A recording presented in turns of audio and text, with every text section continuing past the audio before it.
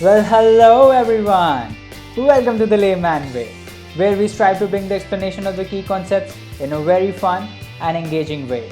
Concepts from the field of history, polity, geography, economy, and much more. And guys, we are trying to create a big impact by providing free quality education, and you can be a part of this beautiful journey by doing just few things: liking and sharing the video and subscribing to the channel. And also, we recommend you to join our Telegram group where we bring daily motivation and daily MCQs to help you master UPSC CSE. And guys, if you are watching this video, do not forget to leave a comment down below to share your progress with others so that we can motivate one another. And let's get started.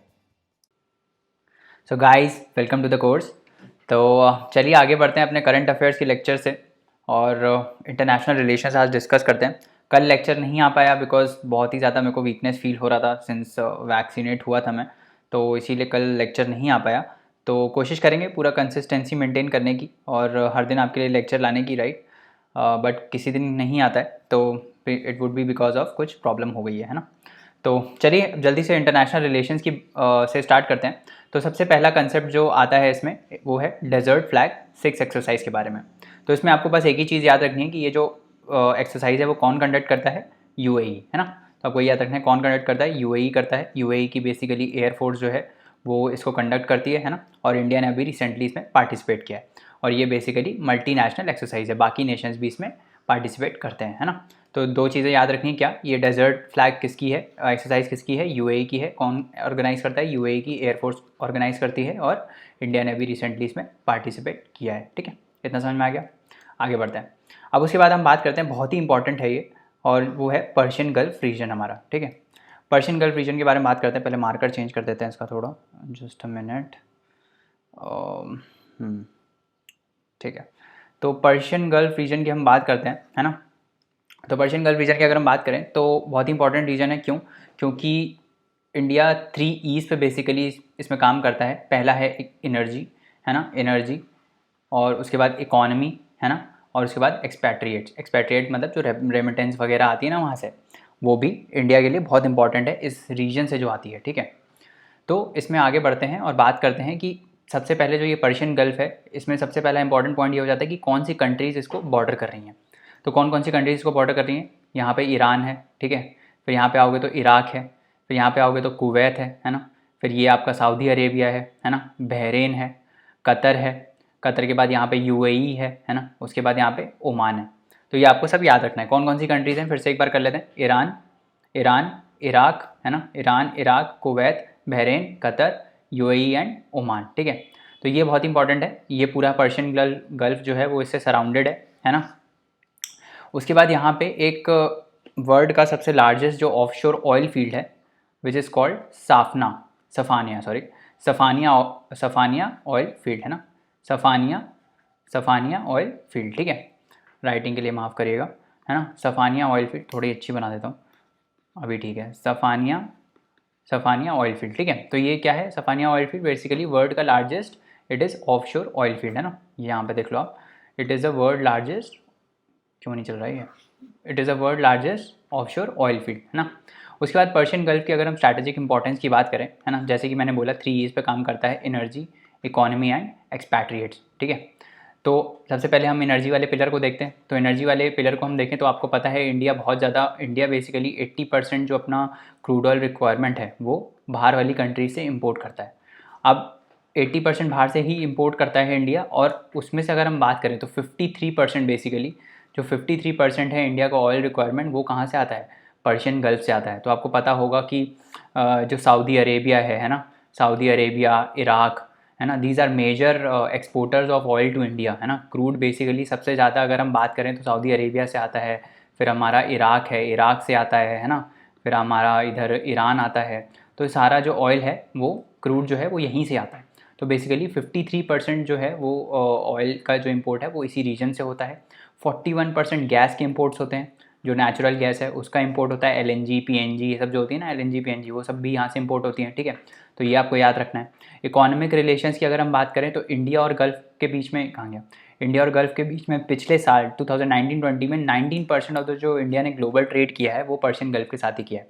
तो जितना भी India जितना भी India foreign trade करती है ना, बाहर की कंट्रीज़ के साथ ट्रेड करती है, मान लो 100% अगर करती है तो उसमें से 19% जो है वो किससे करती है, गल्फ़ कंट्रीज़ के साथ ही फॉरेन ट्रेड होता है, ठीक है। तो ये आपको याद रखना है। ये देखो स्टैट्स जो है ना ऐसे डायरेक्ट पूछा नहीं जाता है, बट मेंस वेंस के आंसर में कोट कर सकते हो, और कभी पूछ लिया गया प्रीलिम्स में तो थोड़ा बहुत पता होगा कि भाई इंपॉर्टेंट इतना क्यों है ये, है ना, Persian gulf, why is it so important, right. उसके बाद अगर मैं और रिलेशंस की बात करूँ तो यूएई है। UAE is basically India's top 5 में ट्रेड में आता है। इंडिया और पर्शियन गल्फ, या इंडिया और बाहर के जितने भी इंडिया बाहर की कंट्रीज़ के साथ ट्रेड करती है, जैसे कि चाइना के साथ ट्रेड करती है, आपको पता होगा बहुत ज़्यादा इंपोर्ट होता है चाइना में, चाइना से हमारी कंट्री में, यूएसए के साथ ट्रेड करती है। तो ये जो टॉप 5 ट्रेडिंग पार्टनर्स है ना, उनमें यूएई भी है, ठीक है। तो आपको दिखेगा कि बहुत इंपॉर्टेंट है ये गल्फ रीजन, है ना। जितना भी एफडीआई इंडिया में आता है, जो टॉप 10 सोर्सेज हैं एफडीआई के इंडिया में, उसमें यूएई भी टॉप 10 में आता है, ठीक है। तो ये भी बहुत इंपॉर्टेंट है। अभी रिसेंटली क्या था, सऊदी अरेबिया ने, और एक और कोई कंट्री थी, सऊदी अरेबिया और कौन थी, let me see, Saudi Arabia and Abu Dhabi, है ना। तो अबू धाबी ने बेसिकली इन्होंने एक इन्वेस्टमेंट किया है रत्नागिरी में, है ना, रत्नागिरी महाराष्ट्र में। वहाँ पे वर्ल्ड की लार्जेस्ट रिफाइनरी को सेटअप किया जा रहा है ना, वर्ल्ड की largest refinery. So this is all FDI, right, that is coming from this region, that is Persian Gulf, है ना। उसके बाद इंपोर्ट की हमने बात करी कि क्रूड और नेचुरल गैस पूरा हमारा काफ़ी ज़्यादा जो है वो यहीं से ही इंपोर्ट होता है ना।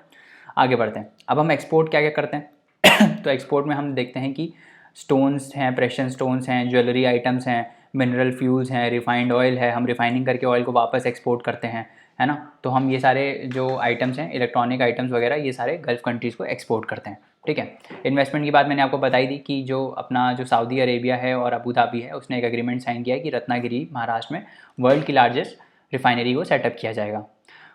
दूसरा बहुत ही इंपॉर्टेंट पिलर है, दैट इज़ रेमिटेंस, ठीक है। रेमिटेंस की अगर हम बात करें तो आपको पता होगा कि इंडियंस, कितने सारे इंडियंस दुबई और सऊदी अरेबिया में काम करते हैं ना। तो ये लोग सारे लोग इंडिया में क्या भेजते हैं, इंडिया में दे सेंड रेमिटेंस, है ना, जिसको हम रेमिटेंस बोलते हैं। रेमिटेंस मतलब बाहर से जब कोई इनफ्लो आता है, जो बाहर जो काम कर रहे हैं वो अपने घर वालों को भेजते हैं पैसा, तो उसको हम बोलते हैं रेमिटेंस। तो अगर हम इस अमाउंट को काउंट करें तो it is around 40 to 50 billion, समझ लो, 40 to 50 billion dollars. 40 to 50 billion dollar बहुत ज़्यादा है ये, है ना, बहुत ज़्यादा है। It is around 2% of India's GDP. India के जीडीपी का 2% जो है वो तो रेमिट ही होता है, कहाँ से, सिर्फ इन पर्शियन गल्फ से, समझ में आ गया। तो इतना ज़्यादा इंपॉर्टेंस है इसका, and that is 2/3 of the total remittance that the country receives. जितना भी कंट्री रिसीव करती है उसका लगभग 66% तो कहाँ से ही आ जाता है, हमारा पर्शियन गल्फ से ही आता है, ठीक है। फिर स्ट्रैटेजिक पार्टनर की बात करें तो इंडिया के बहुत सारे स्ट्रैटेजिक पार्टनरशिप्स हैं गल्फ कंट्रीज़ के साथ, जैसे ईरान हो गया, ओमान हो गया, है ना। इन सब के साथ बहुत सारे पार्टनरशिप हैं, किस जैसे कुछ पर्टिकुलर कंसर्न्स को एड्रेस करने के लिए, जैसे मनी लॉन्ड्रिंग हो गया, है ना, मनी लॉन्ड्रिंग हो गया, टेररिज्म हो गया, है ना। तो इन सबको क्या बोलते हैं, एड्रेस करने के लिए इंडिया ने स्ट्रैटेजिक पार्टनरशिप की है किसके साथ, भाई गल्फ कंट्रीज़ के साथ, जितनी भी हैं, Iran, Oman, Saudi Arabia, UAE, है ना। इन सब के साथ स्ट्रैटेजिक पार्टनरशिप चलती है, किसके किसके लिए, काउंटर टेररिज्म को बीट करने के लिए, मनी लॉन्ड्रिंग को एड्रेस करने के लिए, साइबर सिक्योरिटी को एड्रेस करने के लिए, ऑर्गेनाइज क्राइम को एड्रेस करने के लिए, एंटी पायरेसी इसको करने के लिए, ह्यूमन ट्रैफिक। तो ये सब जितने भी टॉपिक्स हैं, इन सब पे प्रॉब्लम्स को एड्रेस करने के लिए India is having a strategic partnership, ठीक है, समझ में आ गया, स्ट्रैटेजिक पार्टनरशिप है, ठीक है। उसके बाद आगे बढ़ते हैं और सुएज़ कैनाल के बारे में बात करते हैं। तो क्यों न्यूज़ में था सुएज़ कैनाल, क्योंकि सुएज़ कैनाल भी रिसेंटली ब्लॉक हो गया था। अगर आप न्यूज़ फॉलो करते हो तो आपको पता होगा सुएज़ कैनाल में बहुत ज़्यादा ट्रैफिक हो गया था अभी, और एक शिप ने बेसिकली ब्लॉक कर दिया था। This is the Suez canal, यहाँ पे अगर आप देखो इसमें, तो दिस इज़ हमारा सुएज़ कैनाल, है ना, दिस इज़ सुएज़ कैनाल। तो बेसिकली क्या करता है सुएज़ कैनाल, मेडिटेरियन सी को किससे कनेक्ट करता है, रेड सी से, ठीक है। तो ये जो बीच में कैनाल है, यहाँ पे एक शिप फंस गया था, शिप का नाम था एवर गिवन, है ना। तो उसने यहाँ पे ब्लॉक कर दिया था, तो उस वजह से बाकी बहुत प्रॉब्लम होने लगा, है ना। तो बेसिकली ये रूट अगर हम देखें तो ये किसको कनेक्ट करता है, ये जो रूट था, जो सुएज़ कैनाल के बनने से क्या हुआ, पहले क्या होता था कि यूरोप से अगर कोई किसी को एशिया में ट्रेड करना होता था तो उसको पूरा यहाँ से घूम के आना पड़ता था, पूरा ये अफ्रीकन कॉन्टिनेंट से इधर करके इधर आना पड़ता था, उसमें लग जाता था टाइम, है ना। तो इन्होंने क्या नया रूट निकाला था, नया रूट क्या है, यहाँ से जाओ मेडिटेरियन के थ्रू, फिर एशिया में घुस जाओ। तो बेसिकली ये जो ट्रेड है, ये डिस्टेंस बहुत छोटा हो गया ना, यहाँ से यहाँ तक बहुत छोटा डिस्टेंस हो गया। तो यूरोप को बेसिकली ये एशिया से कनेक्ट करता है ट्रेड रूट में, ठीक है। तो this is the significance of Suez canal. अगर हम नंबर्स की बात करें, अगर हम फैक्ट्स की बात करें, है ना, हवा में बोलने से तो कुछ होता नहीं है, नंबर्स शुड रिफ्लेक्ट दैट। तो 10% ऑफ द ग्लोबल ट्रेड, ठीक है, जितना भी ग्लोबली ट्रेड होता है, जितना भी ग्लोबली ट्रेड होता है उसका 10% इस कैनाल के थ्रू ही जो है वो पास करता है ना, and that is worth $10 billion, ठीक है। तो $10 बिलियन के गुड्स जो हैं वो हर दिन फ्लो करते हैं, समझ में आ रहा है, हर दिन, एवरी डे $10 बिलियन का जो गुड्स है वो सारा इसी से फ्लो करता है। क्या क्या यहाँ से ट्रांसपोर्ट होता है, तो आप देखोगे कोयल ट्रांसफ़र होता है, कोक ट्रांसफ़र होता है। वो ये कोक वो पीने वाला कोक नहीं है ना, ये मत सोचना कि ये कोका कोला वाला कोक है वो नहीं है। जो क्रूड ऑयल का डिस्टिलेशन से निकलता है कोक, वो है ये, बॉटम डिस्टिलेशन से निकलता है, उसको हम बोलते हैं कोक। तो ये बेसिकली जो क्रूड का जब डिस्टिलेशन हम करते हैं तो वहाँ निकलता है ये कोक, ठीक है। तो कोल हो गया, कोक हो गया, ओर्स हो गए, है ना, ओर्स हो गए, मेटल्स हो गए, तो ये सब जो है ये सब इससे बेसिकली आता है ना, ये सब ट्रेड होता है यहाँ पे। उसके बाद आगे बढ़ते हैं और अगले टॉपिक के बारे में बात करते हैं, that is Comprehensive and Progressive Agreement for Trans Pacific Partnership. तो पहले मैं आपको ये बता दूं, ये अभी नाम इसका चेंज हुआ है, पहले इसका नाम था सिर्फ ट्रांस पैसिफिक पार्टनरशिप, TPP ही नाम था इसका। अभी इसको चेंज करके Comprehensive and Progressive Agreement for Trans Pacific Partnership कर दिया गया है। क्यों? क्योंकि पहले इसमें US भी था, दिस इज़ US, है ना, पहले इसमें US भी था, अब US ने विड्रॉ कर लिया इसे, है ना, तो US is no more a member of this partnership, ठीक है। तो ये है क्या, व्हाट इज़ CPTPP? बेसिकली ये 11 जो कंट्रीज़ हैं, ये जो आप देख रहे हो यहाँ पे, इनके बीच में एक फ्री ट्रेड एग्रीमेंट है ना, एक फ्री ट्रेड एग्रीमेंट है। What is an FTA? What is a free trade agreement? Basically अगर मान लो कनाडा से कोई सामान, है ना, कनाडा से कोई सामान जापान में जाना होगा, तो जो जैसे चाइना से कोई चीज़ आती है तो हम उसके ऊपर इंपोर्ट ड्यूटी लगाते हैं, काउंटर वेलिंग ड्यूटी लगाते हैं, ये सब ड्यूटीज़ लगती है ना, कस्टम ड्यूटी लगती है। तो जब फ्री ट्रेड एग्रीमेंट होता है तो क्या होता है, ये सब बहुत ही नेग्लिजिबल होता है, नेग्लिजिबल या फिर कभी कभार फ्री भी होता है। मतलब मान लो कनाडा से किसी को सामान भेजना हो जापान में, है ना, तो उसके ऊपर बहुत ही नेग्लिजिबल सा ड्यूटी लगेगा, ठीक है। इससे क्या होगा, इससे ग्लोबल ट्रेड बढ़ेगा, है ना, अमंग द मेंबर्स जो ट्रेड है वो इंक्रीज होगा, राइट। तो this is a basically significance of having an agreement, having an FTA, ठीक है। अभी अब इसमें इंपॉर्टेंट ये है, आपको ये कंट्रीज याद करनी है कौन कौन सी है, ये विजुअलाइज करना पड़ेगा आपको, है ना। This is our Pacific Ocean, ये पैसिफिक है ना, this is a Pacific Ocean, this is western Pacific, this is eastern Pacific, right. तो यहाँ पे हमको देखना पड़ेगा कि जो क्या बोलते हैं, कौन कौन सी कंट्रीज़ हैं। तो यहाँ से हम स्टार्ट करते हैं इधर से, ठीक है। तो इधर है कनाडा, मेक्सिको, पेरू और चिली, ठीक है। तो यहाँ से चार कंट्रीज़ हैं, कौन कौन सी, Canada, Mexico, Peru and Chile, ठीक है। अब फिर इधर आते हैं, इधर से कौन कौन सी कंट्रीज़ हैं, यहाँ से कौन कौन सी कंट्रीज़ हैं, पहली है जापान, ठीक है। फिर थोड़ा सा नीचे आओगे इधर तो वियतनाम है ना, फिर थोड़ा सा और नीचे आओगे तो मलेशिया है, फिर ब्रूनई है मलेशिया के पास ही, फिर सिंगापुर है, राइट। सिंगापुर के बाद नीचे आओगे तो ऑस्ट्रेलिया है एंड देन न्यूजीलैंड है, राइट। तो कितनी कंट्रीज़ हो गई, यहाँ से 4 हैं और यहाँ से 7 कंट्रीज़ हो गई, है ना, 5 से 7, तो 7 4 11, ठीक है। समझ में आ गया। देखो ये वाली तो याद हो जाएंगी क्योंकि बहुत ही ईजी है, एक छोड़ के एक है, कनाडा, मैक्सिको, पेरू और फिर चिली, राइट। यहाँ से ये ईजी है, यहाँ से थोड़ा कन्फ्यूजन होगा क्योंकि आसपास और छोटे छोटे शहर मतलब देश हैं, Japan, Vietnam, Malaysia, Brunei, Singapore, है ना, एंड ऑस्ट्रेलिया एंड न्यूजीलैंड, ठीक है। तो ये सारे इसके मेंबर्स हैं। मेंबर्स इसलिए याद करना है क्योंकि देखो पिछली बार 2020 में ही आए गए इन्होंने उसके G20 के मेंबर्स पूछ लिए थे, है ना। तो ऐसे पूछे जा सकते हैं, जब G20 के पूछ सकते हैं जिसमें 20 मेंबर्स हैं, है ना।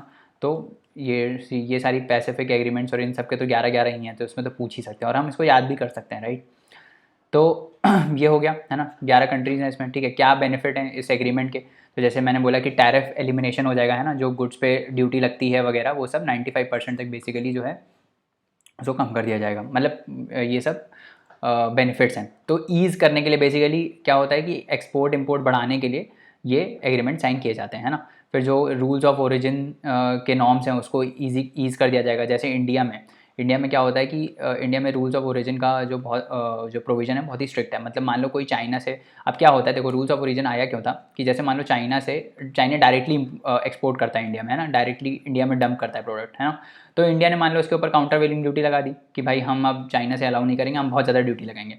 तो चाइना ने क्या किया, तो अब क्या हुआ कि कोई तीसरा देश आ गया यहाँ पे, लेट से ए कंट्री है वो आ गई। अब ए कंट्री क्या करती है, चाइना से अपने में इंपोर्ट करती है और फिर यहाँ इंडिया में भेज देती है। बट इस प्रोडक्ट का जो भी ये प्रोडक्ट है जो ए कंट्री से आ रहा है उसका एक्चुअली में ओरिजिन तो चाइना ही है ना, राइट। उसका एक्चुअली ओरिजिन तो चाइना ही है। अब क्या होगा इसमें, वो अब इंडिया ने तो डायरेक्टली चाइना वाले पे लगाया था, है ना। तो ए से जब आएगा यहाँ पे इंपोर्ट तो इंडिया नहीं लगाएगा, तो क्या हो जाएगा, ये रीरूट करके ऐसे भेजेगा, पहले किसी और कंट्री को भेजेगा, पहले चाइना किसी ए कंट्री को भेजेगा, फिर वो ए कंट्री इंडिया में डालेगी, है ना, ऐसे होगा, है ना, ऐसे होगा। तो इसको हटाने के लिए रूल्स ऑफ ओरिजिन आया, मतलब कि जहाँ से ओरिजिनेट हो रहा है प्रोडक्ट एक्चुअली में जहाँ से ओरिजिन है, जैसे चाइना से एक्चुअली में ओरिजिन हुआ था तो वही ड्यूटी लगेगा, चाहे वो तब तुम आप इंग्लैंड में जाके फिर लाओ इधर, चाहे वो यूएस में जाके फिर लाओ, जहाँ से ओरिजिनेट हुआ है उसके हिसाब से ड्यूटी लगेगा, ठीक है। तो उसको ईज़ किया जाएगा, क्रॉस बॉर्डर ट्रेड को बढ़ाया जाएगा, है ना, स्मॉल एंड मीडियम इंटरप्राइजेस को बूस्टअप किया जाएगा, है ना, क्लियर कस्टम प्रोसीजर को सिंप्लीफाई करेंगे, बैरियर्स रिमूव करेंगे। बस ये सारे जितने भी प्रोविजंस हैं, जो भी ऐसा प्रोविजन है जिससे ट्रेड बढ़ रहा है ना, वो सारे इसमें हैं, ठीक है। तो कभी भी कोई ऐसा एग्रीमेंट आता है FTA वाला, है ना, उसमें ये ध्यान रखना कि जितना भी FTA वाला एग्रीमेंट आता है उसमें सब में क्या होता है, ट्रेड बढ़ाने के लिए जितने भी प्रोविजंस होते हैं वो सारे ऐसे प्रोविजंस होते हैं जिससे ट्रेड बढ़ रहा हो, ट्रेड ईज हो रहा हो, है ना, आपस में कंट्रीज़ के बीच में, ठीक है। अब आगे बढ़ते हैं और बात करते हैं extradition and joint comprehensive plan of action की। तो सबसे पहला हम कंसेप्ट देखते हैं एक्सट्राडिशन का। व्हाट इज़ एक्सट्राडिशन, क्या होता है एक्सट्राडिशन। तो ये न्यूज़ में इसलिए था क्योंकि नीरव मोदी वाला जो केस है वो चल रहा है ना। तो नीरव मोदी बेसिकली आपको पता होगा फ्रॉड करके इंडिया से कहाँ भाग गया था, यूके भाग गया था, है ना। तो यूके भाग गया था, अब यूके से उसको एक्सट्राडेट किया जा रहा है। क्या मतलब है एक्सट्राडेट का, यूके जो गवर्नमेंट है वो उसको वापस कर रही है इंडिया को। तो जैसे क्या होता है कि देखो क्या होता है, मान लो आपने इंडिया में कोई क्राइम किया, ठीक है, आपने इंडिया में कोई क्राइम कर दिया, ठीक है, आपने इंडिया में कोई क्राइम किया, आपने किसी का मर्डर कर दिया, फिर अब आपने अगर क्राइम किया है तो आपको सज़ा भी इंडियन लॉज के हिसाब से मिलेगी, है ना, Indian laws would be applicable to you. अब आपने क्या किया, आपने ज़्यादा दिमाग लगाया, आपको लगा कि यार हमको तो मेरे को अगर सज़ा मिलेगी तो इंडियन लॉज के हिसाब से मिलेगी, है ना, तो मैं क्या करता हूँ, भाग जाता हूँ दूसरी कंट्री में। तो आपने क्या किया, आपने क्राइम किया और आप भाग गए यूके। अब यूके के हिसाब से आप क्रिमिनल नहीं हो, क्यों, क्योंकि आपने यूके में तो कोई क्राइम नहीं किया ना, आपने तो क्राइम इंडिया में किया था, आपने यूके में तो कोई क्राइम किया नहीं। तो यूके वाली गवर्नमेंट आपको टच भी नहीं कर सकती, समझ में आ रहा है। यूके गवर्नमेंट क्यों किसी अपने रेजिडेंट को ऐसे ज़बरदस्ती वो करेगी, है ना, केस करेगी, राइट, ऐसा तो होगा नहीं। तो वो बच गया, इसका क्या मतलब हुआ, ये बच गया मतलब वो यूके में रहता रहेगा, है ना। तो क्या होगा, अब ऐसे तो फिर सभी ऐसा करें, मतलब मेरे को अगर कोई क्राइम करना हो तो मैं इंडिया में कोई क्राइम करूँ और भाग जाऊँ बाहर, है ना। तो ऐसा तो नहीं हो सकता, है ना। तो क्या होता है कि कंट्रीज़ आपस में क्या साइन करती हैं, बायलैटरल एग्रीमेंट साइन करती हैं। जैसे इंडिया ने यूके के साथ एक्सट्राडिशन ट्रीटी साइन की हुई है ना।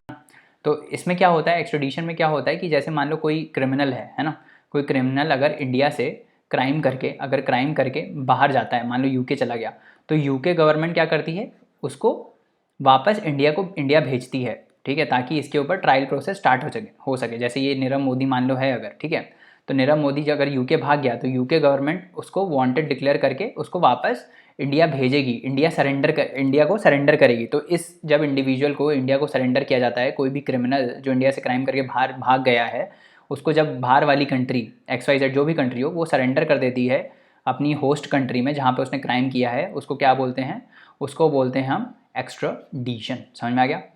तो इसका डेफिनेशन देख लेते हैं, टफ सा जो लिखा हुआ है। Extradition is a formal process of one state surrendering an individual, जैसे कि मैंने बताया यूके सरेंडर कर रहा है, to another state of prosecution मतलब जहाँ पे उसके ऊपर केस स्टार्ट होने वाला है, और punishment for crimes committed in the requesting countries jurisdiction, है ना, जो भी कंट्री जहाँ पे उसने क्राइम किया है उस कंट्री को वापस सरेंडर कर देना, सिंपल भाषा में, दैट इज़ कॉल्ड एक्स्ट्राडिशन, ठीक है।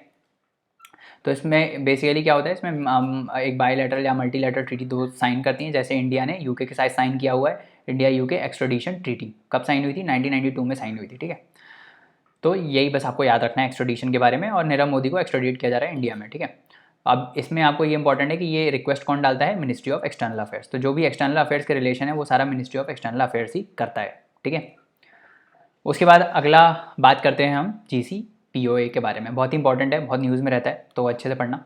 Joint comprehensive plan of action, ठीक है। तो नाम से देखते हैं क्या पता चल रहा है। जॉइंट मतलब कुछ कंट्रीज़ होंगी आपस में, कुछ बहुत सारी कंट्रीज़ होंगी आपस में ज्वाइन होके उन्होंने कोई प्लान ऑफ एक्शन बनाया होगा, है ना, वही हो सकता है ऐसा ही कुछ, joint comprehensive plan of action. तो चलो देखते हैं क्या है ना।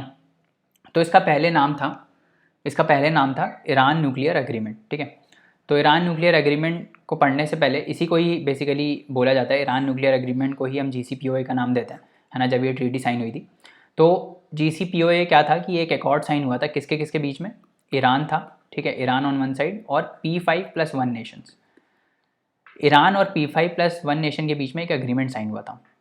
अब ये P5 पहले देख लेते हैं, P5 कौन कौन है। P5 ये जो पावरफुल 5 हम बोलते हैं ना, powerful 5, those are P5। P5 में कौन कौन आता है, US आता है, UK आता है, ठीक है, चाइना आता है, रशिया आता है, राइट, रशिया आता है, उसके बाद फ्रांस आता है, एंड +1 में कौन है, जर्मनी, ठीक है।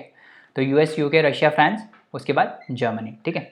तो इन्होंने प्लस ईरान ने 2015 में एक एग्रीमेंट साइन किया था जिसको हम बोलते हैं joint comprehensive plan of action.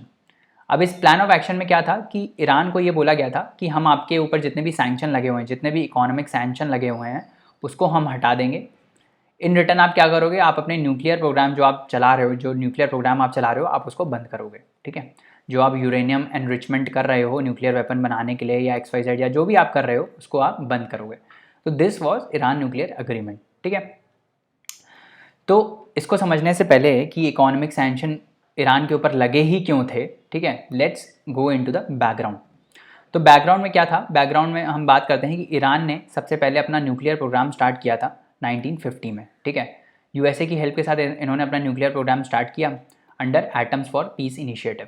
अब न्यूक्लियर प्रोग्राम में क्या था, न्यूक्लियर प्रोग्राम में क्या था, न्यूक्लियर प्रोग्राम में बेसिकली एक प्रोग्राम ऐसा था जिसके थ्रू न्यूक्लियर एनर्जी जो है, न्यूक्लियर एनर्जी के डिफरेंट प्रोस्पेक्ट्स देखे जा रहे थे कि कैसे हम न्यूक्लियर एनर्जी को हार्नेस करके हम as a renewable resource of energy हम बना सकते हैं, क्योंकि रिन्यूएबल न्यूक्लियर एनर्जी बहुत ही ज़्यादा एक्सेस अमाउंट में जनरेट करती है। जैसे कि फॉर एग्जांपल सन है, सन भी न्यूक्लियर जो है वहाँ पे भी फ्यूजन रिएक्शंस हो रहे हैं, ना, तो अनलिमिटेड पावर जनरेट होती है, इससे बहुत ज़्यादा पावर जनरेट होती है, ठीक है।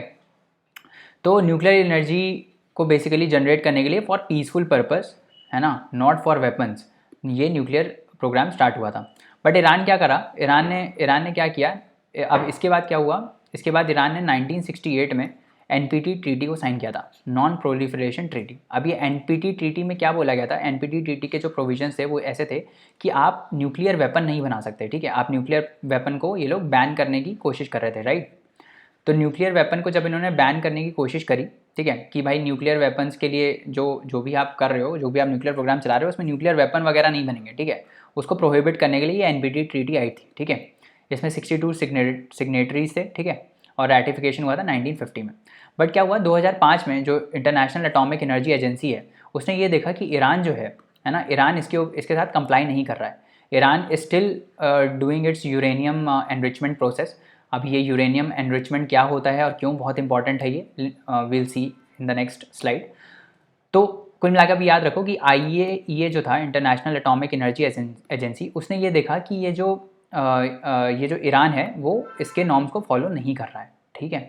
उन्होंने देखा कि ये NPT ट्रीटी के सेफगार्ड्स को फॉलो नहीं कर रहा है। तो जैसे ही उनको ये पता चला, तो यूनाइटेड नेशन सिक्योरिटी काउंसिल जो है, ठीक है, जो यूनाइटेड नेशन सिक्योरिटी काउंसिल है, उसने दोबारा सैंक्शंस लगा दिए ईरान के ऊपर, ठीक है। ईरान के ऊपर दोबारा सैंक्शंस लगा दिए, मतलब ईरान के ऊपर सैंक्शंस लगा दिए, इकोनॉमिक सैंक्शंस। जिससे क्या हुआ, इकॉनमी हर्ट हुई ईरान की, ठीक है, ईरान की इकॉनमी हर्ट हुई। तो फिर ईरान को लगा कि यार ये तो गलत है और गलत हो रहा है मेरे साथ। तो फिर आया था JCPOA, ठीक है। तो ईरान ने इसमें ये बोला कि ठीक है, आप इकोनॉमिक सैंक्शन हमारे ऊपर हटाओ, है ना, हम अपना न्यूक्लियर प्रोग्राम बंद कर रहे हैं, ठीक है। हम अपना जो साइट है, जितनी भी हमारी न्यूक्लियर साइट है जहाँ पे हम ये सब करते हैं, वो हम फ्री आपको सैंक्शन करेंगे कि आप कभी भी आके उसको इंस्पेक्ट कर सकते हो। अगर आपको डाउट है तो आप कभी भी इंस्पेक्ट उसको कर सकते हो आके। तो ये बेसिकली बैकग्राउंड था, ठीक है, क्योंकि ईरान जो है वो अपना न्यूक्लियर प्रोग्राम कंटिन्यू कर रहा था, यूरेनियम एनरिचमेंट कर रहा था, ठीक है। अब उस वजह से इसके ऊपर इकोनॉमिक सैंक्शंस लग गए थे। इकोनॉमिक सैंक्शंस को हटाने के लिए JCPOA जो है वो साइन हुआ था, जिसको हम बोलते हैं ईरान न्यूक्लियर अग्रीमेंट। अब एक वर्ड मैं बार बार बोल रहा हूँ, दैट इज़ यूरेनियम एनरिचमेंट। तो व्हाट इज़ यूरेनियम एनरिचमेंट और क्यों ये इंपॉर्टेंट है ना, very important thing. Uranium enrichment क्यों होता है, तो देखो यूरेनियम एनरिचमेंट क्यों होता है, जब भी आपको कोई न्यूक्लियर वेपन बनाना होता है, ठीक है, अगर आपको कोई न्यूक्लियर वेपन बनाना होता है तो आप क्या करते हो, आप यूरेनियम को एक्सट्रैक्ट करते हो, ठीक है। जब आप यूरेनियम को एक्सट्रैक्ट करते हो तो यूरेनियम के 2 आइसोटोप होते हैं, एक होता है 235, ठीक है, एक होता है 238। समझ में आया। This 235 and 238 are called the atomic masses of uranium, और एटॉमिक नंबर यूरेनियम का कितना है, 92, ठीक है। तो क्या होता है कि जब भी आप ये एक्सट्रैक्ट करते हो, जब भी आप यूरेनियम को एक्सट्रैक्ट करते हो, व्हेन यू एक्सट्रैक्ट यूरेनियम, तो आपको 2 आइसोटोप मिलते हैं, एक होता है 235 और एक होता है 238, ठीक है। अब क्या होता है, न्यूक्लियर बॉम्ब बनाने के लिए, न्यूक्लियर वेपन बनाने के लिए आपको 235 वाला जो आइसोटोप है उसको बढ़ाना रहता है, एटलीस्ट 90% आपको पूरे मिक्सचर में यूरेनियम 235 करना होता है। बट जो हम यूरेनियम एक्सट्रैक्ट करते हैं उसमें 99.5% जो होता है वो यूरेनियम 238 होता है। तो क्या किया जाता है कि यूरेनियम 238 को कन्वर्ट किया जाता है, किसमें, यूरेनियम 238 के जो एटम्स हैं उसको कन्वर्ट किया जाता है यूरेनियम 235 में, ठीक है। इसी को हम बोलते हैं यूरेनियम एनरिचमेंट। इसी को हम क्या बोलते हैं, यूरेनियम एनरिचमेंट। जब हम यूरेनियम 238 को एटम्स को यूरेनियम 235 में कन्वर्ट करते हैं, इसको बोलते हैं हम एनरिचमेंट। क्यों एनरिचमेंट बोल रहे हैं, एनरिच क्यों कर रहे हैं, एनरिच किसको कर रहे हैं, यूरेनियम 235 को। एनरिच मतलब बढ़ाना, किसी की क्वांटिटी को बढ़ाना।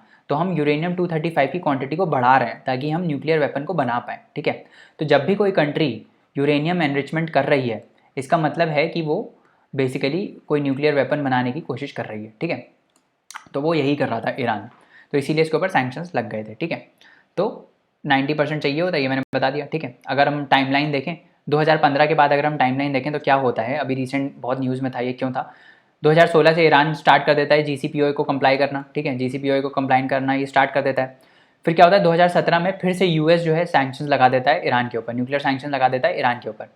तो इस सैंक्शन से क्या होता है, जो US है वो बैन कर देता है कि भाई कोई भी कंट्री, जैसे ईरान, आपको पता है ईरान बहुत ज़्यादा क्रूड में ट्रेड करता है, ठीक है। तो वो ये बैन कर देता है कोई भी ईरान के साथ ट्रेड नहीं करेगा, ठीक है। अब ट्रेड तो होता है US डॉलर्स में ही, क्योंकि US डॉलर जो है वही ग्लोबल करेंसी है, ठीक है। तो US डॉलर में ट्रेड होता है। तो अगर US ने बोला कि अगर कोई ईरान के साथ ट्रेड करता है तो हम उस कंट्री के ऊपर भी सैंक्शंस लगा देंगे, उस कंट्री के साथ हम ट्रेड रोक देंगे, ठीक है। तो कोई कंट्री कर नहीं रही थी ट्रेड। तो फिर क्या हुआ कि ये जो P5+1 मेंबर्स थे, ठीक है, उनमें से ही कुछ कंट्रीज़ कौन कौन सी थी, UK, फ्रांस और जर्मनी, ठीक है। UK, फ्रांस और जर्मनी ने 2018 में इंस्टेक्स इस्टेब्लिश किया। What is INSTEX, it is instrument in support of trade exchanges, ठीक है, instrument in support of trade exchanges.